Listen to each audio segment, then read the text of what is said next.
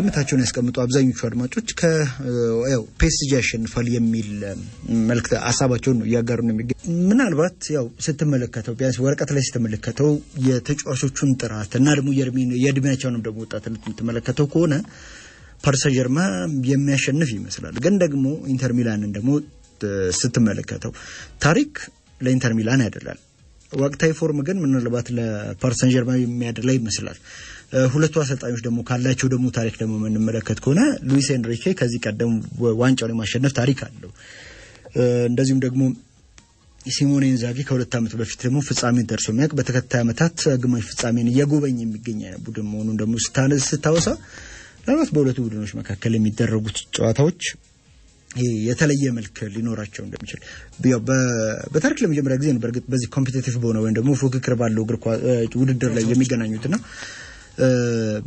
ከባድ ይመስለኛል ምናልባት አምና ሪያል ማድሪድ ከቦሩሲያ ዶርትሙንድ ጋር ሲገናኙ በጣም የተለየ ታምር ካልተፈጠረ በስተቀር ማድሪድ እንደማይሸነፍ በእርግጠኝነት መናገር ይቻል ነበር እንደዚሁ ሌሎችም ጨዋታዎች ሲደረጉ በተለይ ደግሞ ሪያል ማድሪድ ቻምፒየንስ ሊግ ፍጻሜ ተፋላሚ ሲሆን ወደሱ አደልተ ልትናገር ትችላለህ ማንቸስተር ሲቲ ፍጻሜ ተፋላሚ ሲሆን ያው በብዙ መልኩ ራሱን አዳክሞ ቀርቦ እነዛ ነገሮች እንደው ሲያመክናቸው ተመልክተን እናውቃለን እንጂ ሲቲ ሊያሸንፍ እንደሚችል ትገምታለህ ግን እነዚህ ሁለት ቡድኖች ተመጣጣኝነታቸውን ታሳቢ ስታደርግ ደግሞ የዛሬ ምሽቱ ጨዋታ እንደው በጉጉት የምትጠብቀው አይነት ሆኖ ነው የሚገኘው በተለያየ ቀለም በተለያየ መልኩ የተገነቡ እና ደግሞ በተለያየ መንገድ የሚዘወሩ ቡድኖች ናቸው እነዚህ ሁለት ቡድኖችና ዛሬ ምሽት 4 ሰዓት ላይ የሚያደርጉት ጨዋታ ትልቅ ትኩረት የሚያገኝ ይመስለኛል ምኞት ከተዘታ የሚያደርጉት አይነት ጨዋታ ነው ምክንያቱም ፓሪስ ጀርመን እስካሁን ድረስ ትልቅ የዚህ የአውሮፓ መድረክ ዋንጫ አሸንፎ ያውቅም በተለይ ቻምፒየንስ ሊግን አሸንፎ ያውቅም ኢንተር ሚላን የነን ዋንጫ ካሸነፈ 15 ዓመታት ተቆጥሯል የዛ ትዘታው ሙሉ በሙሉ አልጠፋም የወጣትነት ጉልበት ካንጋፋ ልምድ ጋር ከዚህ ካንጋፋነት ልምድ ጋር የሚገናኙበት አይነት ነው ኢንተር ሚላን በዚህ በአውሮፓ ቻምፒየንስ ሊግ አንጋፋውን ስብስብ በብዛት ያጫወተ ቡድን ነው የኤንሪኬ ደግሞ ስብስብ በዚህ በቻምፒየንስ ሊጉ አራተኛው ወጣት ቡድን ነበር 6 እና ከዛ በላይ ጨዋታ ካደረጉ ቡድኖች መካከል አራተኛው ወጣት ቡድን ሆኖ ነው ያለፈው የውድድር ዘመኑን ኤንሪኬ ከኢንዛጊ ሁለት በጣም ድንቅ አሰልጣኞች ምናልባት በሚገባቸው ደረጃ እንደው ያልተወደሱ ልክ ነው ስለ ፊሊፖ ኢንዛጊ ስለ ሲሞኔ ኢንዛጊ ብዙ ሊወራ ይችላል ብዙ ተወርቶ ይሆናል ግን በሚገባው ደረጃ ነው ተነስቷል ብዬ አላስብም በዛው ልክም ነው የጣሊያን እግር ኳስ ከካልቺዮፖሊ ከ2006 ቅሌት በኋላ አብዛኛው ሰው ትኩረቱ ያወጣ ወደ ሌሎች ሊጎች ሽፍት ማድረጉ ራሱን የቻለ ተጽዕኖ ፈጥሮ ሊወርበት ይችላል ከዛው ውጭ ግን በላቲዮም ሆነ ኢንተር ሚላን ከመጣ በኋላ ሲሞኔ ኢንዛጊ በርከት ያሉ ነገሮችን ቀይሯል ላቲዮ እኮ በተለይ ከ2000ዎቹ መጀመሪያ አካባቢ ኤሪክሰን ከነበሩበት ስብስቦቹ መጨረሻ አካባቢ ከነበረው ጊዜ በኋላ እጅጉን ተዳክሞ ነበር አይደለም ትልልቅ ተጫዋቾችን መሳብ ቀርቶ ቡድኑ እንደ ቡድን ተፎካካሪ መሆን ከብዶት ተመልክተን ነበር ያንን በብዙ መልኩ ቀይሮ ተፎካካሪ የነበረ ቡድን ገምቶ ነበር እናስታውሳለን ምናልባት የኮሮና ዘመን ላይ እስከመጨረሻው ጊዜ ምናልባት ኮሮና መጥቶ እኮ ሞመንተሙን ሁሉ ነገር አበላሸበት እንጂ ከዛ ኢንተር ዋንጫውን ወሰደ እንጂ የዋንጫን ባለቤት ሚላን ዋንጫውን ወሰደ የዛን ዓመት ዋንጫው ተወሰደ እንጂ ሻምፒዮን የመሆን እድል ነበረው ጥሩ እንቅስቃሴ ሲያደርግ ነበር እንደ ቡድን የተገነባበት መልኩም ውጤታማ ነው ኮሌክቲቭ ነው ኢንዲቪጁዋል የግለሰቦች ላይ ተንጠለጠለ ቡድን አልነበረም የነ ፊሊፕ አንደርሰን የነ ሰርጌ ሚሊንኮቪች ሳቪች ነበርበት ቺሮ ኢሞቢሌ እንደው በዛ አመት የአውሮፓ የወርቅ ጫማንም ያሸነፈበት አመት ነበር ካሰተቷ የነበረበት አመት ነበር ያሰበስብ ይሄ አብዛኞቹም ተጫዋቾች ከሌላ ቦታ የተገፉ ተጫዋቾች ሁሉ የነበሩበት ስብስብ ነበር ሆኖም ጥሩ ፐርፎርም ያደርጉ እንደ ቡድን ተጫዋቾች እንዲሻሻሉ በማድረግ ረገድ ውጤታማ አድርጓቸዋል ብዬ አስባለሁ ማክሲመም ኢፈርታቸውን ተጫዋቾች እንዲያወጡ ላንተ እንዲጫወቱ ሁሉ ነገር እንዲሰጡ ከማድረግ አንፃር ሲሞኔ ኢንዛጊ የተሻለ ቡድን ገምቶ ነበር ያንን ነገር ነው አሁን ኢንተር ሚላን ቤት ይዞት የመጣው እኮ አብዛኞቹ ተጫዋቾች እኮ አንዳንዶቹ ከሌሎች ክለቦች የተገፉ ተጫዋቾች ነበሩ ኒኪታሪያን ሁሉ ነገር ያከተመለት ይመስል ነበር በተለይ ከዩናይትድ ቤት ወጣ አርሰናል ገባ ያ ዶርትመንድ የነበረው ኒኪታሪያንን አናየውም ነበር እዚህ ከመጣ በኋላ ግን ባለፉት 2-3 አመታት ሙሉ ለሙሉ ተቀይሯል የተጫዋች የቡድኑም አብዛኛው ባላንስ በመጠበቅ ረገድ ከዚህ ቀደም 10 ቁጥር ላይ ነው የምናውቀው አሁን እኮ እየተመለከተ ነው የምንገኘው እንደ 6 ቁጥር ሆኖ ሲጫወት ነው ያለው 3-8 ቁጥሮች የተለያየ አይነት ባህሪ ያላቸው ናቸው ሀካን ቻለኖግሉ ይበልጥ ለ10 ቁጥርነት የቀረበ አይነት ተጫዋች ነበር ግን ደግሞ ያው ከይሄ እንደ 8 ቁጥርም እንደ 6 ቁጥርም ሆኖ ያገለግላል። ኒኮሎ ባሬላ ከዚህ የሳጥን አማካይ የመሆን አቅም ያለው ተጫዋች ነው።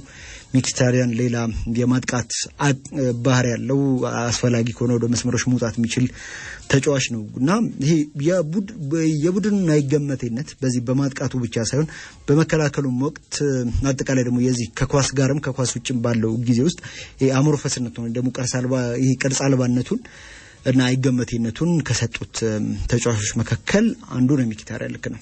ይህ ተጫዋች በጣም እጅጉን ተሻሽሏል። ከዛ ውጭ አጠቃላይ በተለይ ቡድን ውስጥ እኮ ስንመለከት አሁን እያንዳንዱ ተጫዋች ስናነሳ ዲማርኮ እሱ ሲመጣ ነው አሁን በትልቅ ደረጃ ከፍ ብሎ መነሳት የቻለው። መስመር ላይ የሚገኙት አብዛኞቹም ተጫዋቾች አሁን ዴምፍሬንም ብናነሳ ሆላንድ ላይ በነበረበት እንቅስቃሴ ሌሎች ይፈልጉት ነበር። በዚህ ደረጃ ግን ይሄን ፐርፎርም ያደርጋል ብሎ ማንም አልጠበቀም ነበር።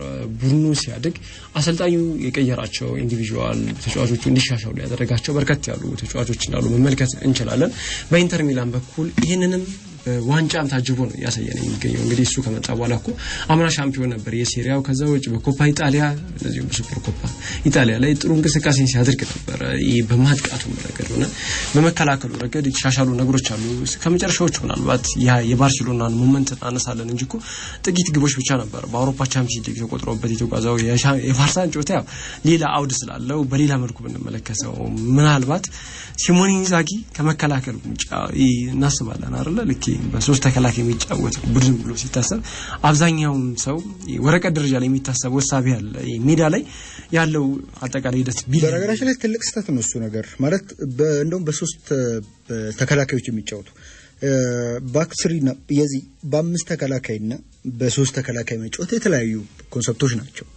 በሶስት ተከላካዮች ተጫወት እንደውም ከመከላከል ወይም ከዚህ ከተከላካዮች አንድ ቁጥር ቀንሳ ይበልጣ ወደፊት ማስጠጋትና የማጥቃት ሂደቱን አንድ ተጨማሪ ተጫዋች ሆኖ እንዲያገዝ የማድረግ ሂደት ነው የሚኖረው። ለዚህ ደግሞ ጥሩ ተጠቃሽ የሚሆኑት የጃምፔሮ ጋስፔሪኒ አታላንታን በዚህ ረገድ ማንሳት ይችላል። በእርግጥ እሳቸው በኋላ ላይ ወደ ባክፎር ተመለሱ ወይም ወደ አራት ተከላካዮች ተመለሱ እንጂ ወደ አራት ተከላካዮች ሲስተም ተመለሱ እንጂ አታላንታን በያዙ ሰሞን በዚህ በሶስት የማል ተከላካዮች የመጫወት ባህሪ ያለው አይነት ቡድን ሰርተው ነበር። ሌሎችንም ቡድኖች እንደዚሁ ማንሳት ይችላል። በሶስት ተከላካዮች የሚጫወት ግን ደግሞ ሲያጠቃም በጣም ጥሩ የሆነ የማጥቃት ሂደት ያለው ቡድንን እንደዚሁ ማንሳት ይቻላል እና ልክ ነው የሲሞኔ ኢንዛጊ ኢንተር ደግሞ በሁለቱም በኩል የተዋጣለት ነው። በእርግጥ የፈለገውን አይነት እግር ኳስ መጫወት የሚችል አይነት ቡድን ይመስለኛል። ማጥቃቱንም መከላከሉንም ይሄ በጥልቅ መከላከልም ይችላል። ከዛ ደግሞ በፈጣን ሽግግሮች ወደ ተጋጣሚ ጎል ክልል መድረስ፣ ከዛ ባሻገር ደግሞ ፕሬስ አድርጎ መጫወት ይችላል። ኳሱን ይዞ ፖሰስ አድርጎ መጫወት ይችላል። ኳሱን ዶሚኔት አድርጎ መጫወት ይችላል። በፈለገው አይነት መንገድ መጫወት የሚችል በመስመሮች ማጥቃት መሀል ለመሀል ማጥቃትም የሚችል አይነት ቡድን ነው እና ለቡድኖች አስቸጋሪ የሚያደርጋቸው ይሄ አይገመቴነቱም ጭምር ነው። ከኳስም ጋር ከኳስ ውጭም ያለው አይገመቴነቱም ጭምር ነው። ለምሳሌ የዛሬ 2 ዓመት ከማንቸስተር ሲቲ ጋር ፍጻሜ በደረሰ ጊዜ ብዙዎች የጠበቁት ሲቲ ዶሚኔት አድርጎ ሲቲ ፕሬስ አድርጎ ኢንተር ከሜዳው ለመውጣት ቸግሮት ሲቲ በብዙ የጎል ልዩነቶች ያሸንፋል የሚል ጥበቃ ነበር አይደል የነበረው። ግን አብዛኛው የጨዋታ ክፍለ ጊዜ አንድሬ ኦናና እንደ ሆልዲንግ ሚድፊልደር እንደ 6 ቁጥር ሆኖ የራሱ ሜዳ ክፍል ይሄ አጋማሹ ላይ ግን ደግሞ መሀል ሜዳው ክብ አካባቢ ሆኖ ነበር ሲጫወት የነበረው ኢንተር ፕሬስ አድርጎ ማለት ነው። እና የሲቲ ተጫዋቾች እንደውም በአብዛኛው የጨዋታ ክፍለ ጊዜ ያንን ፕሬሲንግ ሰብረው ለመውጣት ሲቸገሩ ተመልክተን ነበርና ይሄ አይገመቴነቱም ጭምር ነው ሌላ ትልቅ አድቫንቴጅ የሚሰጠው። ይሄ ነገር በተለይም አይገመቴ መሆኑ ለበርካታ ዓመታት ውጤታማ እንዲሆን አድርጎታል ብዬ አስባለሁ። ያው እናነሳለን አይደል ክራይፍ ባርሴሎናም እኮ በባክስሪ ይጫወት ነበርና 3-4-3 አልነበረ አብዛኛውንም የጨዋታ ክፍለ ጊዜ የሚያሳልፈው። ያቺ ያው አንዳንድ ሞመንቶች እናነሳለን በሚላን የተሸነፈበትን ሽንፈት። ከዛ ውጭ ፔፕም እኮ አንዳንድ ጨዋታዎች ላይ ወረቀት ላይ ሳይሆን ሜዳ ላይ በተግባር አበልኩ እንመለከተዋለን። ወጡ ነው ለሲዝን ያን ኢንፎርሜሽን ሲጠቀም አንመለከተው። ቻምፒየንስ ሊግ ባሸነፈበት አመት ላይ ጆን በባክፎርድ ይጀምራል ወይም በአራት ተከላካዮች ይጀምራል። ግን ደግሞ ጆን ስቶንስ ወደ መሀል ኢንቨርት ያደረገ እንዲገባ በማድረግ በሶስት ተከላካዮች ነበር ሲጫወት የነበረው። ፍሌክሲቢሊቲ መሀል ይሰጣል ቡድኑ እንዳስፈላጊነቱ በተለይ በሚያጠቃበት ሰዓት ላይ ሁለቱ ይቆዩን አንደኛው በተለይም በኳስ ዲስትሪቢዩት በማድረጉ ረገድ የቡድኑ ወሳኙ ተጫዋች ይሆናል እኮ አሁን ኢንተር ሚላን ቤት እኮ ምናነሳው እኮ ልክ ፓሪስ ሰን ዠርመን ቤት ቪቲኒያን እንደምናነሳው ሁሉ ምናነሳው እኮ ባስቶኒ ነው አይደል ብዙ ኳስ ዲስትሪቢዩት የሚያደርገው ይሄ ማለት ባይ ዲፎልት ይሄ ቡድን የሚጫወተው ኳስ ኳላ መስርቶ የሚወጣ አንድ ወሳኝ ተጫዋች አለው ያና ነው ቡድኑ ውስጥ እንግዲህ ስንመለከት ይሄንን ነው ምናነሳውና ኢንተር ሚላን ቤት ይሄ ነገር አለ ከዛውጭ ከሌሎቹ ቡድኖች ለየት ባለ መልኩ ዊንግ ባኮቹን የሚጠቀምበት መልኩ የተለየ ነው ቡድኖች ሌሎች ቡድኖች ከመስመር ወሳኝነት አለው አብዛኛው ማጥቃት አብዛኞቹ ቡድኖች የሚጀምሩት ከመስመር ነው የኢንተር ሚላን ግን ከጥልቅ የሚነሱ ተጫዋቾች ናቸው ከዛ ከመከላከል ዞን የሚነሱ ተጫዋቾች ናቸው የማጥቃቱን ወሳኝ ሚና የሚጫወቱት ይሄንን በተለይ ቡድኑ ኦፍሳይድ ትራፕ የሚጠቀም ቡድን በሚገጥምበት ሰዓት ላይ ጥሩ ፐርፎርም እንዲያደርግ ያደርገዋል ብያስ ከባርሴሎና ጋር የተደረጉት ሁለቱም ጨዋታዎች የባርሴሎና መከላከል በዋነኝነት ኦፍሳይድ ትራፕነስ የኦፍሳይድ ወጥመድን መስራት ላይ ያስቀደመ ነውና ያን ኦፍሳይድ ወጥመድ በሁለቱ ዊንግ ባኮች ኒውትራላይዝ ያደረገበት መንገድ ሲሞኔ ኢንዛጊ በዚህ በታክቲኩ ረገድ ምስጉን ልሂቅ መሆኑን ያሳየበት ሌላኛው ጨዋታ ይመስለኛል ምናልባትም ደግሞ በዚህ በታክቲካል አንደርስታንድ በዚህ በታክቲካል ኑዋንሱ ከአውሮፓ ኤሊት ከሚባሉት አሰልጣኞች መካከል እንደ አንዱ መቆጠር እንዳለበት ያሳየበት ይመስለኛል ደግሞ ቡድኑ ይሄ ፋንክሽናል መሆኑን የምታየው ወይም ደግሞ ውጤት ተኮር መሆኑን የምትመለከተው በዚህ በሊግ ዙር ላይ አንድ ጨዋታ ብቻ ነው የተሸነፈው ከሰምንቱ ጨዋታዎች አንድ ጎል ብቻ ነው የተቆጠረበት እሱ ነው በሊቨርኩሰን በዚህ በተሸነፈበት ጨዋታ ላይ 1-0 ሲሸነፍ ማለት ነው ያውም አርሰናልን ገጥሟል እንደ ማንቸስተር ሲቲ ያለ ቡድንን ገጥሟል እንግዲህ ሌሎች ትልልቅ የሚባሉ ቡድኖችንም ገጥሟል ግን ደግሞ ውጤታማ ነው በዛ ምክንያት ነው አራተኛ ደረጃን ይዞ ወደ ቀጣዩ ዙር በቀጥታ ያለፈው ወይም ደግሞ ወደ ጥሎ ማለፍ ዙር እንጂ ሌላ ማጣረድ ማድረግ ያልተገደደው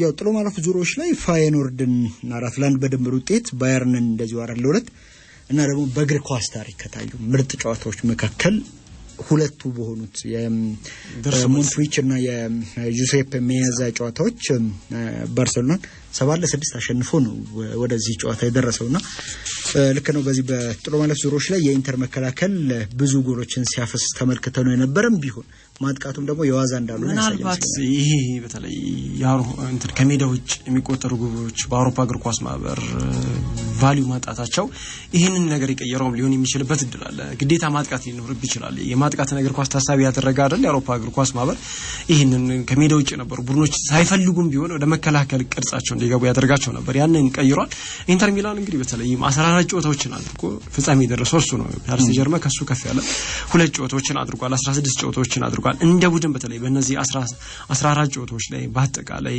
በርከት ያሉ ሙከራዎችን ሲያደርግ ተመልክተናል ያው 26 ግቦችን ያስቆጠረው ከፓሪስ ሰን ዠርመን አንጻር ዝቅ ያለ ነው ሆኖም ግን 174 ሙከራዎችን ያደረገው ላይ ከሚገኙ ቡድኖች ዝቅተኛ ሙከራዎችን አድርጎ በዚህ በሙከራዎች ብዛት በዚህ በቻምፒየንስ ሊግ ከተሳተፉ ቡድኖች መካከል 9ኛ ደረጃ ላይ ተቀምጧል ከነዛ ውስጥ ደግሞ 62 ብቻ ናቸው እኮ ኢላማቸውን የጠበቁትና በኢንተር ሚላን በኩል ምንሃል እንደ ቡድን የሚጎልን የመቀየር ንጣሪያቸው ከፍ ያለ ነው ግን የሚሞክሩት መጠን ግን ዝቅ ያለ ነው አብዛኛውን ጊዜ ምናልባት የገጠሟቸውን ቡድኖች ሊሆኑ ይችላሉ ባህሪያቸው አንዳንዴ ኳስ ሚዝ ቡድን ከገጠመ ሳፈልግም ቢሆን ኳሱን አሳልፈት ተሰጣለ አንተ የምታገኛቸውን እድሎች ልትጠቀም ትችላለህ አንደኛው ይሄ ባርሴሎናን ጨዋታ ማንሳት እንችላለን እንደ ቡድንም ቢሆን ወደ አራተኛ ደረጃ ላይ ነው አይደል የተቀመጠው ኳስን በመንጠቅ ወደ 522 አካባቢ ኳሶችን ነጥቋል ያው ፓሪስ ሰን ዠርመን በረጅም ርቀት ተቀምጠዋል ከሁሉም ቡድኖች በተሻለ መልኩ በርከት ያሉ ኳሶችን ከተጋጣሚ ነጥቃል 94 ኳሶችን ነጥቋልና ይሄ በጣም ከባድ ነው ከዛ ውስጥ ደግሞ የሚገርመው ነገር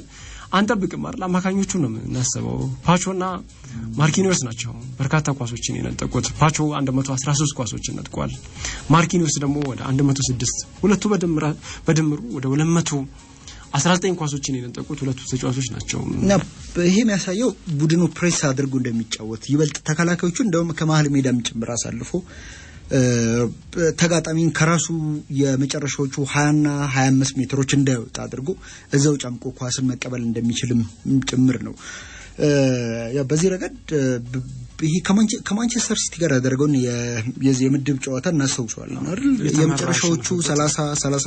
የመጨረሻዎቹ 35 እና 40 ደቂቃዎች ላይ የነበረውን ቡድን ምናስተውስ ከሆነ የነበረውን ፓሪስ ሰን ዠርመን ምናስተውስ ከሆነ እንደው በጣም የሲቲ ተጫዋቾቹን ምቾት ነስተው ነበር እዛው ያፈናፈኑ ነበር ኳሱን ይቀበሏቸው የነበረውና ቡድኑ ፕሬስ የማድረጉ ውጤትም ይመስላል። ከዛ ውጭ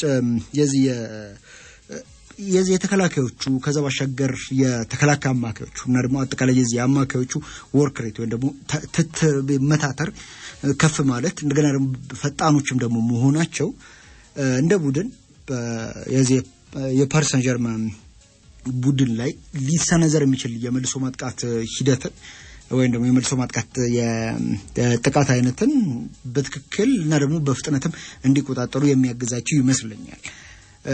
በተለይ ደግሞ የዛሬው ጨዋታ ላይ በኢንተር ሚላን በኩል ዊንግ ባኮቹ ራሱ ላውታሮ ማርቲኔዝ እንደዚሁም ደግሞ ማርከስ ቱራም ነሳት ካለበት ዘንድሮ ጥሩ ፐርፎርም ያደረገን የሚገኘው ምናልባት ልክ በፓሪስ ሰን ዠርማን ቤት ኦስማን ደምቤሌን የምናነሳ ከሆነ ኢንተር ሚላን ቤት የምናነሳ ማርከስ ቱራምን ነው የተጫዋች ዘንድሮ ከላውታሮ ማርቲኔዝ በላይ እጅጉን ተሻሽሎ የቡድኑ ወሳኝ ተጫዋች መሆኑን እያሳየን ነው። ያው ላውታሮ በቻምፒየንስ ሊጉ 8 ግቦችን አስቆጥሯል። ከሱ የላቀ ግብ ያስቆጠረው ላውታሮ ማርቲኔዝ ነው። ሆኖም ግን ማርከስ ቱራም አሁንም ቢሆን በቡድኑ አጠቃላይ የቡድኑ ቅርጽ ላይ ትልቅ ተጽዕኖ እንዳለው የባርሴሎናው ጨዋታ ማሳያ ሊሆን ይችላል።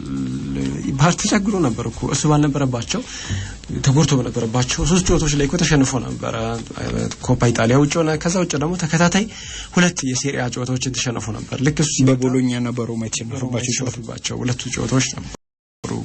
ያን ነገር ሙሉ ለሙሉ ነው የገለበጠውና በዛሬውም ጨዋታ ላይ በተለይ ዊንግ ባኮቹ በትክክል ኢፌክቲቭሊ ውጤታማ እንዲሆኑ የማርከስ ቱራም ሚና ከፍ ያለ ነው ብያስባለሁ። ፓሪስ ሰን ዠርማን አንደኛ ክፍተት ዘንድሮ ስንመለከት ስፔሶችን ይተዋል። ያው ግዴታ ሃይላይን ስትጫወት ከጀርባ ረዘም ያሉ ሜዳ ክፍሎችን ግማሽ ሜዳ እየተጫወት ያው መሮጥ ሊኖርብ ይችላል። ይሄ ደግሞ ለኢንተር ሚላን ዊንግ ባኮች ጥሩ አጋጣሚ ይመስለኛል። ግዴታ 2-9 ቁጥሮች ነው እንግዲህ ኢንዛጊ የሚጠቀመውና ድሮፕ ባክ አድርገው ወደ ኋላ ስለሚመለሱ ተከትለው መምጣታቸው አይቀርም ተከላካዮቹም። ግን ተመሳሳይ ባህሪ ያላቸው ደግሞ ተጫዋቾች በዛው በፓሪስ ሰን ዠርማን ቤትም አሉ። ሁለቱ የመስመር ተከላካዮች ማለትም ኖኖ ሜንዴሽ እና አሽራፍ ሀኪሚ በግራም በቀኝም ሁለት ይሄ አልትራ ማጥቃት የሚወዱ ዊንግ ባኮች ናቸው። ተመልሳችሁ ተከላካዩ ቢባሉ እንደ ይሄ ቀርም ያላቸው አይነት ተጫዋቾች አሉ አይደል? እንደዛ ነው የሚመስሉት ማጥቃትን ከሞደራቸው የተነሳና ምናልባት በሁለቱም በኩል እንደዛ መሆናቸው ልክ ነው። ኢንተር ሲሞኔ ኢንዛጊ ይሄን ነገር ኮምፕሮማይዝ ለማድረግ ሊፈቅድ ይችል ይሆናል አናውቅም። ግን ደግሞ ለዊንግ ባኮቹ ነፃነት የሚሰጣቸው ከሆነ ለነ ደምፍሪስ እንደዚህም ደግሞ ለነ ዲማርኮ መሰል ነፃነቶች ወይም ደግሞ ለነ ካርሎስ አጉስቶ ነፃነት የሚሰጣቸው ከሆነ ምናልባት በዛ መጠን በዚህ በፓሪስ ሰን ዠርማን መጠን ባይሆን እንኳን ውጤታማ ሊሆን የሚችሉበት እድል አለ። ደግሞ ያንንም ደግሞ ሲያደርግ ውጤታማ እንደሚሆን ደንዝል ደምፍሪስ ከባርሴሎና ጋር ባደረጋቸው ጨዋታዎች ላይ ያደረገውን እንቅስቃሴ ከዛ ባሻገር ደግሞ ያስቆጠረውን ደግሞ ጎል ታሳቢ ስታደርግ ኢንተር ምናልባት ያንን ነገር ሊሞክረው እንደሚችል መጠበቅ የሚችል ይመስላል። አዎ ኢንተር ያንን ነገር ሊሞክር ይችላል። በፓሪስ ዠርማን በኩል ምናልባት ለመልካም አጋጣሚ የሚቆጠር ከሆነ ይሄ መሀል ሜዳ ላይ የሚገኙት የቪቲኒያ ዣኦ ኔቬስ እና እንደዚሁም ፋቢያን ሩይስ የሶስቱ ተጫዋቾች ጥምረት ከእድሜ አንፃር ብንመለከተው የኢንተር ሚላን አማካኞች እድሜያቸው 25 ኦልሞስት ባሪላ እንኳን ከፍ ያለ 28 አካባቢ ነው ባሪላ። ሌሎቹ 30 አጋማሽ ተሻግረዋል ሁለቱ ተጫዋቾች።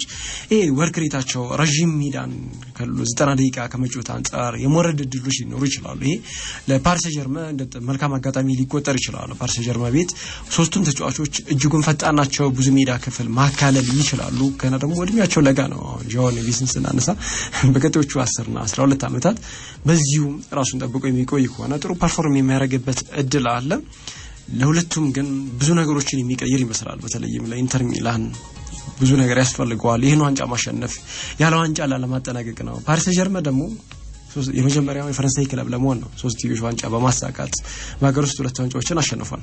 ያው ኦሬዲ በዚህ በገንዘብም ረገድ ኢንተር ከፍ ያለ የገንዘብ ቀውስ ውስጥ እንዳለ ይታወቃልና ያንን ነገር የሚፈታ ጥሩ ገንዘብ የሚያገኝም ይመስለኛል። ገና ከወዲሁ ለቻምፒየንስ ሊግ ፍጻሜ በመብቃቱ ብቻ ከቴሌቪዥን እና ከሜሪት ሽልማት ወይም ደግሞ ውጤት መሰረት ካደረገው ሽልማት ጋር በተያዘ ከ116 ሚሊዮን ዩሮ በላይ ገቢ እንዳገኘ ይታወቃል በዚህኛው ውድድር ዘመን ብቻ እና ቻምፒየንስ ሊግ ማሸነፍ ደግሞ የዞለት የሚመጣው የተለያዩ በረከቶች አሉ ቡድኑ የራሱ የሆነ ስቴዲየም የመገንባት እቅድ እንዳለው እንደዚሁ ሲነገር ነበርና ያንን ለማድረግ ከፍ ያለ ፈንድ ያስፈልገዋል ያንን ፈንድ እንዴት ይሞላል የሚለው ያው እንደዚህ ባሉ ውድድሮች ላይ ውጤታማ በመሆን ብራንድ መሰብሰብ መቻል ወይም ደግሞ ኢንተር ሚላን የሚለውን ስም በዓለም አቀፍ ደረጃ ሸጦ ጥሩ ገንዘብ ማምጣት የሚቻልበት መንገድ እንዲፈጠር የዚህ የትጥቅ መሸጫ የመርከንዳይዝ መሸጫዎች ቢኖሩት የሚል ነገር ይነሳል በርግጥ የክለቡ ፕሬዝዳንትም መሰል ነገሮችን ሲያነሱ ነበርና ምናልባት የዛሬውን ጨዋታ ማሸነፍ ብራንዱንም ከፍ ስለሚያደርግለት ከስፖንሰሮች ጋር የሚኖረው ስምምነትም ከፍ ባለ የገንዘብ መጠን ሊሆን እንደሚችል መጠበቅ ትችላል ግን ደግሞ በተቃራኒው ደግሞ ፓሪስ ሳን ዠርመን ደግሞ ተመልከተው በእንግዲህ የካታር ስፖርት ኢንቨስትመንት ይህንን ክለብ ከያዘ በኋላ የዚህ ክለብ ጣፈንታ ምንም ጥያቄ የለም ተቀይሯል ግን ደግሞ ሲቀየር ባለቤቶቹ በፈለጉት ባለቤቶቹ ባቀዱት መንገድ አይደለም ልክ ነው የአገር ውስጥ ውድድሮች ላይ ያለው የበላይነት እጅግ በጣም ያስደነግጣል የዋንጫዎቹ ቁጥር እና ደግሞ ተከታዮቹ ከፓሪስ ሳን ዠርመን በአንጻር ያላቸው የዋንጫ ቁጥር ስትመለከተው በጣም ተራርቀዋል ግን ደግሞ ያን ነገር በአውሮፓ ቻምፒየንስ ሊግ እንደው መደገፍ አልቻለምና ወይ ደግሞ በሚፈልገው ውድድር መሙላት አልቻለምና ከዶሃ አካባቢ ብዙ ቅሬታዎች ይሰማሉ ኤንሪኬ ወደ ክለቡ ሲመጣ ግን ያለ ፕሮጀክት ሲኬድበት የነበረው የክለቡ አካሄድ አሁን ላይ በደንብ በዚህ ከፕሮጀክት ጋርም ጭምር ውጤታማ እንዲሆን ነው እየተደረገ የሚገኘው ሉዊስ ኤንሪኬን ሲያመጡት ከሚከተለው የጨዋታ ፍልስፍና ባሻገር ያለውን ፐርሰናሊቲ የቡድን የዚህ የመልበሻ ክፍል እንዴት ባለ መልኩ መቆጣጠር እንዳለበት የሚያውቅ አይነት አሰልጣኝ በመሆኑም ጭምር ይመስለኛልና እነዚህ ሁለት ቡድኖች ያላቸው ከዚህ ከአሰልጣኞቻቸው አንፃር ከተመለከትነው እንደዚህ ነገሮችን ልናነሳ እንችል ይሆናል ግን ደግሞ ፓሪስ ሳን ዠርመን የፓሪስ ሳን ዠርመን ጥንካሬ የኢንተር ሚላን ድክመት ነው የኢንተር ሚላን ደግሞ ጥንካሬ ፓሪስ ሳን ዠርመን ድክመት ይመስላል አሁን ላይ ባለው ሁኔታ ምክንያቱም የዚህ የፓሪስ ሳን ዠርመን በዚህኛው ውድድር ዘመን አጠቃላይ ከተቆጠሩበት ጎሎች መካከል ወደ 38% አካባቢ የሚሆኑት ጎሎች በጭንቅላት የተቆጠሩ ጎሎች ናቸው ኢንተር ሚላን ደግሞ በዚህ ረገድ ይሄ ጥሩ ክሮሶችን ወይም ይሄ አኪዩሬት የሚባሉ ክሮሶችን ዴሊቨር በማድረግ ወደ ሳጥን ውስጥ በመላክ በአውሮፓ ሶስተኛ ነው ዶርትሙንድና ካልተሳሳትኩ አታላንታ ብቻ ናቸው የሚበልጡት ጥሩ ክሮስ በክሮስ ጥራት ማለት ነው 29.9% የኢንተር ሚላን ክሮሶች ወደ ሳጥን የሚጣሉ ኳሶች ውጤታማ ናቸው ያንን ደግሞ ወደ ጎልነት መቀየር የሚችሉ ቁመታቸው ረዘም ያሉ ተጫዋቾች አሉ ደንዜል ደምፍሬስ በዚህ ረገድ ተጠቃሽ ነው ፍራንቼስኮ አቸርቢ በዚህ ረገድ ተጠቃሽ ነው ራሱ ያው የመግባት አለመግባት ነገር እርግጥ አሉንም እንጂ ስቴፋን ደቭራይም በዚህ ረገድ በጣም ጥሩ የሚባል የተዋጣለት ተጫዋች እንደሆነ መናገር ይቻላል ሌሎች በርካታ ተጫዋቾችን ማንሳት ይቻላል ግን የፓሪስ ሳን ዠርመን ይሄንን እንዴት ባለ መልኩ ሊከላከል አቅዷል የሚለው ደግሞ ሌላ ራሱን ይቻላል ጥያቄ ይመስለኛል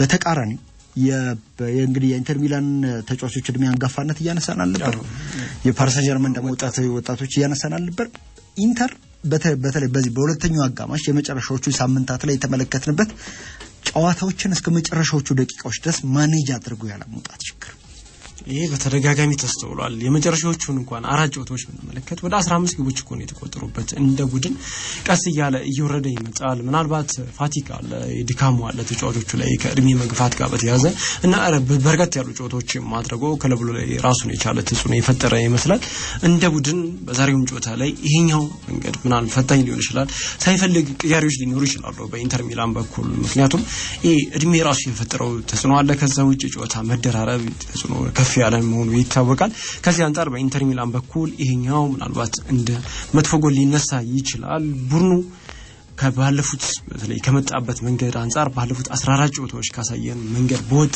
መልኩ ሌላም የጨዋታ አቀራረብ ልንመለከት እንችላለን እኮ ልክ ከሲቲ ጋር የዛሬ 2 ዓመት ስንመለከት ኢንተር ሚላን ያን ጠንካራውን ሲቲ ደፍሮ በዛ መልኩ ይጫወታል ብሎ ማንንም አልጠበቀም ነበር ሲሞኔ ኢንዛጊ ግን ለማንቸስተር ሲቲ ያጫወት መንገድ ማምከኛ የሚሆን የጨዋታ ዘይቤን ነበር ይዞ ወደ ሜዳ የገባውና በዛሬውም ጨዋታ ላይ የሉዊስ ኤንሪኬ ቡድን እንደ ቡድን የሚጫወትበት መንገድ ይታወቃል። በኃይላይ ነው የሚጫወተው። አብዛኛውንም የሜዳ ክፍል ለማካለል ለመሮጥ ፈቃደኛ የሆኑ በርከት ያሉ ተጫዋቾች አሉ ቡድኑ ውስጥ ከአካዳሚም ጋር በተያያዘ ቡድኑም ከሚከተለው የጨዋታ መንገድ ጋር በተያያዘ ልክ ከፕረስቲካ ተጫዋቾች ሲጨርስ ነው አይደል በቻምፒየንስ ሊጉ ልክ ምንድነው ልዩነታቸው ሲባል አሰልጣኙ ልዩነታችን ከኛ በተሻለ መልኩ ይሮጣሉ ያልተለመደ ኳስ ሚይዝ ቡድን ብዙ ኪሎ ሜትሮችን አያካለለም። ፓሪስ ጀርመን በዛ ጨዋታ ላይ እንደ ቡድን ባጠቃላይ ወደ 120 ኪሎ ሜትር ነበር ያካለለውና ሌሎቹ ቡድኖች ላይ አንመለከትም። ያኮ የፔፕ ጋርዲዮላ ባርሴሎና እንደዚህ ያካለለ ግን የዚህ የጨዋታ አቀራረቡ መንገዱም ይመስለኛል ብዙ አሰልጣኞቹ አይከተሉት። ለምሳሌ ቨርቲካል ፖሴሽን የዚህ ቀጥተኝነት ከኳስ ቁጥጥር ጋር ይሄ ደግሞ ይበልጥ እንድትሮጥ ይበልጥ እንድትንቀሳቀስ ያደርጋል። ኳሱን ወደፊት ፕሮግረስ ማድረግ አለብህ ግን ደግሞ ይሄ መቆጣጠሪያንም ደግሞ መተው የለብህም እና ያንን ሪስኩን ለመቀነስም ጭምርና የተጋጣሚን የዚህ የመከላከል ቀጠና ወይም ደግሞ የመከላከል አደረጃጀት ለማፍረስም ኳሶችን በፍጥነት ማስኬድ አለበት። ኳሶችን በፍጥነት መቀባበል አለበት። ኳሶችን በፍጥነት ስትቀባበል ደግሞ በፍጥነት ቦታ ትቀያየራለህ። በፍጥነት ቦታ በመቀያየር ውስጥ ነው እንግዲህ ብዙ ሙቭመንት የምታደርገውና የነዛ ሙቭመንቶች ተጠራቅመው አንድ ላይ መሰል የዲስታንስ ትራቨል ወይ ደግሞ ርቀት የመጓዝን ሜትሪክስን የሚያሟሉልህና በዚህ ረገድ እንደው በዚህ መልኩ ቢታይ የሚለውን ነገር ለማንሳት ነው። ከዛ ውጭ የፓሪስ ሰን ጀርመን በዚህኛው ውድድር ዘመን በአውሮፓ ቻምፒየንስ ሊግ ከባርሴሎና ቀጥሎ በርካታ ጎሎችን ያገባ ቡድን ነው። 33 ጎሎች አሉት። ኢንተር ደግሞ ከዚህ የባርሴሎናን ጨዋታ ምናወጣ ከሆነ የቻምፒየንስ ሊጉ ምርጡ የመከላከል ውቅር ቡድን ነውና ግን አሁን ሰዎች ፍጹም መከላከል ከፍጹም ማጥቃት ጋር ብቻ አድርገው ሊያስቡት ይችላሉ። ስህተት ነው። እንደዛ አይደለም። ኢንተር ቅድም እንዳነሳ ነው በፈለገበት የጨዋታ መንገድ ሊጫወት ይችላል። ያንን ደግሞ ለማድረግ የሚያስችል በቂና ለዚህ ጨዋታ ዝግጁ ሆነ ደግሞ ስኳድ አለውና ሉዊስ ኤንሪኬን ሰርፕራይዝ ላይ ያደርገው እንደሚችል እጠብቃለሁ። ምናልባት ከኢንተር ሚላን ጋር በተጫወተበት መንገድ ደግሞ ላይ ይጫወት ይችል ይሆናል። ግን ስቲል ይህንን ዋንጫ ለማንሳት ካለፈው ጨዋታ ብዙ ትምህርት የወሰዱ ይመስለኛል እና አብዛኞቹ ተጫዋቾች ደግሞ እድልም የላቸውም እኮ አሁን አብዛኞቹ ምናሳ አቼርቢ ኒኪታሪያን ቻናክሉ እንዲያለን አብዛኞቹ ተጫዋቾች ከዘንድሮ በኋላ ይሄንን ዋንጫ ማሸነፍ እድል የላቸውም። ሁሉ ነገር ሊሰጡ ይችላሉ። ልክ ያኔ ሉሲዮ ዋልተር ሳሙኤል ሚሊቶ ልክ የቫናልን ቡድን ሲገጥሙ አብዛኞቹ ተጫዋቾች የመጨረሻ እድላቸው ነበር። ሁሉም ነገር ማድረግ ነበረባቸው። ከጨዋታው ቀደም ብሎ በርካታ ሰው ሲገምት የነበረው የሊቫናል ቡድን የተሻለ ይንቀሳቀሳል ምክንያቱም ካለው ጥራት አንፃር ከፊት ለፊት ሮበሪዞ ሌቫንዶቭስኪ ጎሜዝ ነበር እዛ ቡድን ውስጥ አው እንደው ሊቫናል ትዝ ይለኛል የሆነ ጨዋታ በኋላ ነው ጎሜዝ የነካው 29 ንክኪዎች ነው። እኔ የምፈልገው ግብ ብቻ ነው ከሱ በቃ ሁሉ ነገር ግብ ምናልባት ከዛ ረጅም ርቀት ሰስቴን አድርጎ ረጅም ዓመት አልቆየም እንጂ ግብ በማስቆጠሩ ረገድ ጥሩ ነበር እየተጫዋች። ያንን ነገር ግን የጆዜ ኢንተር ሚላን አቁሞ ከተጠበቀው መልኩ ውጭ ነበር። ልክ ግማሽ ፍጻሜ ላይ አጋጣሚ ሆኖ ያም ኢንተር ሚላን ሲጫወተው ከባርሴሎና ጋር ነበር። ባርሴሎና ጋር ሲጫወት በመከላከሉ አደረጃጀት ድንቅ ሆኖ ተመለከት ነው። በፍጻሜው ጨዋታ ግን በተለየ መልኩ ተቃራኒን አደገኝነቱን በመቀነስ ረገድ ተሽሎ ነበር ኢንተር ሚላን የተመለከት ነው። ያንን ታሳቢ ባረገ መልኩ በፓሪስ ጀርመን ጥንካሬ መሰረት ባደረገ መልኩ አሰልጣኝ ሲሞኔ ኢንዛጊ የሚገባበት እድል አለ። ይሄንን ለማድረግም የሚያስችል ሪሶርስ አለ። ያው ቋሚ 11 በተሻገረ መልኩ ሌሎቹ ተጫዋቾች ውጤታማ ናቸው ወይ? ያው ተከላካይ መስመሩ ላይ ነው አማራጭ አለው። አማካኝ ክፍል ላይ አሁንም ቢሆን ክፍተት አለ። ባለፈው አይተናል ከባርሴሎና ጋር ሲጫወት ኒኪታሪያን በቃ እግሮቹ ዝለው መራመድ እስከሚያቀተው ድረስ ሜዳው ሲቆይ ተመልክተናል። ፊት መስመር ላይ አማራጭ አለ። ያው አሁን ከሁለቱ በተለይ ከማርከስ ቱራምና ከላውታሮ ማርቲኔዝ ልክ ተቀይሮ የሚገቡ ተጫዋቾች አርናውቶቪች እንደዚህ ታሪሚ ምርጥ ናቸው ወይ? እሱ ሌላ ጥያቄ ሆኖ ግን ቢያንስ አማራጮች አሉት። ይሄንን ከመጠቀም አንፃር ሲሞኔ ኢንዛጊ የሆነ ነገር ሊፈጥር ይችላል። ሆኖም ግን ምናልባት ኢንዲቪጁዋል ብሪሊያንቶችስ በዛሬው ጨዋታ ላይ ልዩነት ያመጡም አሁን ሊያመጡ ይችላሉ። ከዛ ውጭ ግን በኢንተር በኩል መስተካከል ያሉባቸው ጉዳዮች ይኖራሉ። አንደኛው በጨዋታ መሀል የመከላከል ቅርጹና አደረጃጀቱ እንደዚሁ ደግሞ የተከላካይ ስፍራ ተጫዋቾች ስዊች ኦፍ የሚያደርጉት ነገር የሚጠፉት ነገር ትኩረታቸውን የሚያጡት ነገር በቀላሉ ትንሽ ጫን ሲሏቸው ያንን ጫና ለመቋቋም አለመቻል ወይም ደግሞ መቸገር ልንለው እንችላለን። እንደዚህ አይነት ነገሮች ይስተዋላሉ። ከዛ ውጭ በዚህ በኢንተር በኩል ሌላው ሊነሳ የሚገባው ጉዳይ የፓሪስ ሳን ዠርመን የማጥቃት ስፍራ ተጫዋቾች ፍሉዲቲ ለምሳሌ ኡስማን ዴምቤሌ ፎልስ ናይን ነው ወይም 9 ቁጥር ነው ግን ወደ ቀኝ ይወጣል ወደ ግራ ይወጣል ወደ መሀልም ደግሞ ድሪፍት ያደርገው ወይም ደግሞ እየተሳበ ወደ ኋላ ይሄ ውጤታማ ለመሆን ይሞክራል ግን ደግሞ የኢንተር ሚላን ደግሞ ተከላካዮች በተለይ ደግሞ አቸርቢ እድሜው መጥቷት ተከፍተው ሌሎችም ተጫዋቾች እንደዚሁ ከእድሜ ጋር በተያያዘ መልኩ ያንን ነገር እንዴት ሊቆጣጠሩ ይችላሉ ሌላ ፈታኝ ጉዳይ ይመስለኛልና እነዚህ ጉዳዮች በኢንተር ሚላን በኩል ይነሳሉ በፓሪስ ሳን ዠርመን በኩል ከዚህ ከጀርባው ትቶ የሚሄደው ስፔስ በበዛ ቁጥር እንደ ማርከስ ቱራም እንደ ላውታሮ ማርቲኔዝ እንደ ፌዴሪኮ ማርኮና ደዚል ደፍሬስ ያሉ በጣም አሪፍ የሚባሉ ተጫዋቾች ያንን ነገር ማጥቃት ይችላሉና ያን ለዛስ የሚሆን መፍትሄ ሉዊስ ኤንሪኬ ይዞ ይመጣሉ የሚለው ሌላ የዛሬ ምሽቱን ጨዋታ ተጠባቂ ሊያደርግ የሚችል ጉዳይ ነው ምናልባት ግብ ጠባቂዎች ውስጥ መነሳት የለባቸውም ሁለቱ ግብ ጠባቂዎች ያን ሱመር እንደዚሁም ከዛ ውጭ ደግሞ ዶናሩማ ጥሩ ፐርፎርማንስ ያደርጉ ነበር ሱመር በባርሴሎና ጨዋታ ላይ አጠቃላይ ግብ አስቆጠረ እንጂ ኢንተር ሚላን የሱ ሚና ከፍ ያለ ነበር የነዛን የላሚን ያማል እንቅስቃሴዎች ከማቆም አንፃር ጥሩ ፐርፎርማንስ ያደርግ ነበር ምናልባት ከረጅም ጊዜ በኋላ ነው ሱመርን የተመለከትነው አይደል ዩሮ 2020 ላይ ነበር በተለይ ወደ 16 የሚጠጉ ሙከራዎችን አድርጎ ነበር ከፍራንሳይ ጋር በነበረው ጨዋታ ከዛ ጨዋታ በኋላ ጥሩ ፐርፎርም ያደረገበት ጨዋታ ማንሳት የሚችለው ይሄንን የባርሴሎና ጨዋታ ነው በዛሬው ጨዋታ ላይ የዚህ ግብ ጠባቂ ሚና ከፍ ያለ ነው በአውሮፓ ቻምፒየንስ ሊግም ሁለተኛው በርካታ በተለይ ኢላማቸውን የጠበቁ ሙከራዎችን በማድረግ ቀዳሚ ነው ያው 51 የሚጠጉ ሙከራዎችን አድርጓል ከቲቦ ኮርቷ በመቀጠል በዛው በተመሳሳይ መልኩ በዛኛው በኩል ደግሞ እንደዚሁ ዶናሩማ ጥሩ እንቅስቃሴን ያደረገ ይገኛል ዘንድሮም ይሄንን ነው ያሳየን የሚገኘው አንዳንድ ጨዋታዎች ላይ በተለይ አርሰናል ጨዋታ ላይ የመጀመሪያዎቹ ጨዋታ እንቅስቃሴዎች ላይ የዶናሩማ የግል ብቃት ጥሩ እንደነበር ተመልክተናል እነዚህ ተጫዋቾችም አጠቃላይ ከቡድን ቅርጾችም ግብ ጠባቂዎችም በተለይ አሰልጣኞቹ የሚጠቀሙበት መንገድ የጨዋታውን ሂደት የሚወስንበት እድል አለ በትክክልም እንግዲህ ዛሬ ምሽት 4 ሰዓት ላይ ይህ ጨዋታ ሲደረግ በጣም ጥሩ የሚባል ፉክክር ይታይበታል ተብሎ ነው የሚጠበቀው ወደ ዝውውር ጉዳዮቻችን እንለፍ ትላንትና የተጠናቀቁ ዝውውሮች አሉ ከነርሱ መካከል ትሬንት አሌክሳንደር አርኖልድ ወደ ሪያል ማድሪድ የሚያደርገው ዝውውር ተጠናቋል በነፃ ዝውውር ነበር ወደ ሪያል ማድሪድ እንዲያመራ ከሰውነት ላይ ተደርሶ የነበሩ ነገር ግን ሰኔ 30 ወይ ደግሞ ጁን 30 ነበር ፈረንጆቹ የዚህ ተጫዋች ውል የሚያበቃውና ይውል በሚያበቃበት ጊዜ በነፃ እንዲፈርም ነበር ይፈልጉ የነበሩት ግን ሪያል ማድሪድ ለዓለም የክለቦች ዋንጫ ተጫዋቾች ስለሚፈልገው ተጨማሪ 10 ሚሊዮን ዩሮ ለዚህ ተጫዋች ዝውውር ወይ ደግሞ ለዚህ ተጫዋች ከፍሏል በዓለም የክለቦች ዋንጫ ጨዋታ ላይ በአዲሱ አሰልጣኝ ቻቪ አሎንሶ ስር ሲሰጥ እንመለከተዋለን ከዛውጭ የአርሰናልም የጋብሪኤል ማጋሌሽ ውል ለማራዘም ለተጫዋቹ ጥያቄ አቅርቦ ተቀባይነት ማግኘቱና ቀሪ የዝርዝር ድርድር ጉዳዮች ስራ ነው እየተጠበቀ የሚገኘው የረሚ ፍሬምፖንግ የባየር ሌቨርኩሰኑ የመስመር ተከላካይ የመስመር ተበላላጭ ተጫዋችና አንዳንዴ ሲያስፈልግ ነው የመስመር አጥቂ እንደገና ወደ ውስጥ የሚገባው 10 ቁጥር ሆኖ መጫወት የሚችለው ተጫዋች እንግዲህ አንፊልድ ደርሷል እና ክለቡም ትናንትና ይፋ አድርጓል አሁን በሌላኛው ጽንፍ የአንዲ ሮበርትሰን ተፎካካሪ እንዲሆን የሚሎሽ ኬርኬዝ ዝውውር ነው እየተጠበቀ የሚገኘው ይህ ተጫዋች ምናልባት ከመጣ ሊቨርፑልን በላይ ከፍ ሊያደርገው የሚችልበት እድል አለ ዣን ፓውሎ ቴሬኒ በመጨረሻም ከአትላንታ ጋር እንደሚለያዩ ተረጋግጠዋል አዲሱ የሮማ አሰልጣኝ ይሆናሉ በሮም የ3 አመት ውል ይፈርማሉ ተብሎ ነው የሚጠበቀው ባለፉት 9 አመታት ምናልባት ለአይን እጅግ ማራኪ የሚዋለድ እግር ኳስን በአትላንታ አስመልክተው ነበር ወደ 439 ጨዋታዎችን አከናውነዋል እንደ ቡድን አትላንታ በአውሮፓ ቻምፒየንስ ሊግ በተከታታይ አመት ሲሳተፍ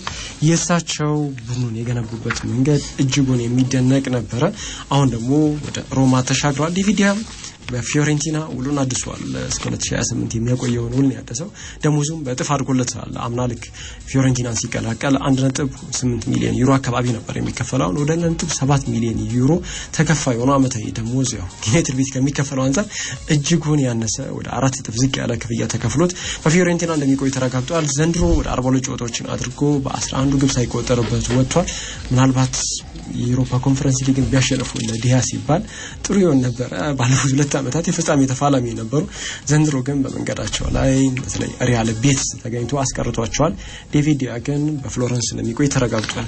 ሌላኛው ፈርናንዶ ቶሬዝ በአትሌቲኮ ማድሪድ ታችኛው ቡድን ውስጥ እያሰለጠነ እንዳለ ይታወቃል። እስከ 2027 የሚያቆየውን ውል መፈረሙን እንደዚሁ ይፋ ተደርጓል። በቀጣይ የዲያጎ ሲሞኔን መንበር ይረከባል ተብሎ ነው የሚጠበቀው። የቀድሞ የፊት መስመር ተጫዋች በተለይ ታችኛው ቡድን እያሻሻለው እንዳለ እየተመለከተን የምንገኘው በአትሌቲ በኩል በትክክልም እንግዲህ የዚህ የማንቸስተር ሲቲና የቲያኒ ሬንደርስን ጉዳይ ተያይዞ እየተነሳ ነው የሚገኘው። ተጫዋቹን ለማስፈረም ለኤሲ ሚላን 55 ሚሊዮን ፓውንድ ሲቲ ማቅረቡ እየተሰማ ይገኛል። አርሰናል ቤንጃሚን ሼሽኮን ከአርቢ ላይፕዚግ ለማስፈረም የ80 ሚሊዮን ዩሮ ወይም ደግሞ የ67.4 ሚሊዮን ፓውንድ የዝውውር ጥያቄ ማቅረቡ ተሰምቷል። ግን አርቢ ላይፕዚግ ከዚህ ተጫዋች ዝውውር እስከ 100 ሚሊዮን ዩሮ እንደሚፈልግ ነው የተሰማው። ማንቸስተር ዩናይትድ ብሩኖ ፈርናንዴዝን በአልሂል ወደ አልሂላል ለመሸኘት ተጫዋቹ ከክለቡ ከዚህ ከአልሂላል ወኪሎች ጋር የተነጋገረ መሆኑ ተሰምቷል። እስከ 100 ሚሊዮን ፓውንድ ምናልባትም ደግሞ ማንቸስተር ዩናይትድ ከዛ በላይ ገንዘብ የሚጠይቅ ከሆነ አልሂላል ለመክፈል ያው ፍላጎት እንዳለው ተነግሯል። የዛሬ ምሽት የቻምፒየንስ ሊግ ፍጻሜ ተፋላሚው አሰልጣኝ ሲሞኔ ኢንዛጊ ሌላኛው በአልሂላል የሚፈለገው የእግር ኳስ ሰው ነው። በተለይ ደግሞ የፈለከውን ደሞዝ ጠይቅ፣ የፈለከውን የካሳ ክፍያ ጠይቅ ብለው ይሄ ባዶ ቼክ እንደሰጡት ወይም ደግሞ እንደዛ አይነት ፍላጎት እንዳላቸውም ጭምር ነው የተሰማው። ይህ ደግሞ የሆነበት ምክንያት በክለቦች ዓለም ዋንጫ ላይ ውጤታማ መሆን ይፈልጋሉ። ቢያንስ እስከ ግማሽ ፍጻሜ ድረስ መጓዝ ስለሚፈልጉም ጭምር ነው ያንን ነገር እያደረጉ የሚገኙት። ክርስቲያኖ ሮናልዶ ከአልናስር ጋር ውል ለማራዘም ከስምምነት ላይ መድረሱ እንደዚሁ ተሰምቷል። ቼልሲ ሊያም ዴላፕን ለማስፈረም ከስምምነት ላይ ደርሶ ተጫዋቹ በቀጣዮቹ ቀናት የጤንነት ምርመራውን ያደርጋል። አሁን ለዚህ ተጫዋች ዝውውር ቼልሲ የሚከፍለው 30 ሚሊዮን ፓውንድ ብቻ ነው። በፕሪሚየር ሊጉ በተለይ ደግሞ ኢፕስዊች ምንም እንኳን ቢወርድም ከኢፕስዊች በጣም ደካማ የሚባለው የውድድር ዘመን ጉዞ ውስጥ ይሄ ነጥሮ ሊወጣ የሚችለው በጎ ነገር የዚህ ተጫዋች እንቅስቃሴ ይመስለኛል። ቲዮ ሄርናንዴዝ እና ሌሎችም በርካታ ተጫዋቾች የአልሂላል የዝውውር ኢላማ መሆናቸውን ስንሰማ ነበረ። ስፖርታዊ መረጃዎቻችን እኚህ ነበሩ። የተወደዳችሁ አድማጮቻችን